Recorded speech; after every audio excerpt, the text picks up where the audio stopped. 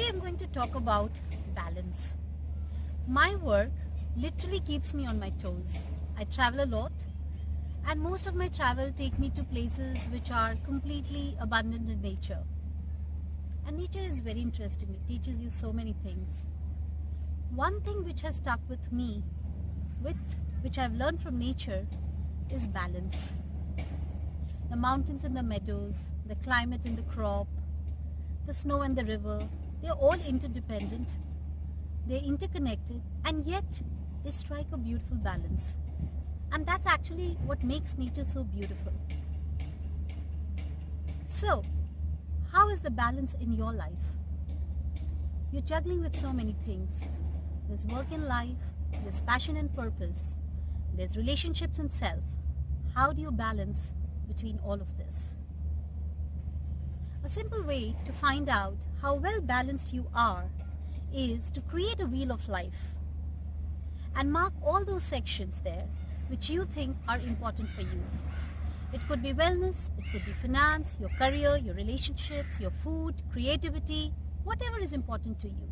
You mark them in the wheel of life and then evaluate how well contented or fulfilled you are in that section.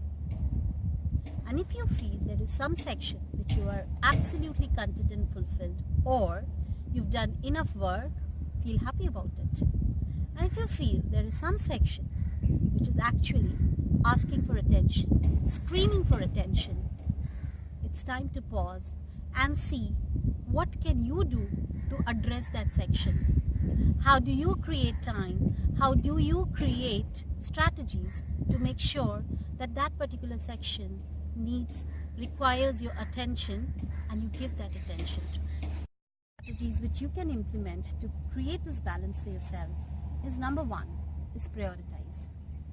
Prioritize, prioritize, prioritize. What is important? What is urgent? What is meaningful for you? What is it that really you want to commit to?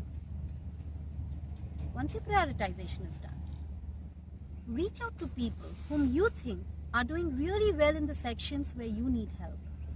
For example, if it's career, or it's finances, or it's wellness, the people who do absolutely well in those areas, reach out to them, seek help, see what they're doing differently, try and imbibe some good habits from there.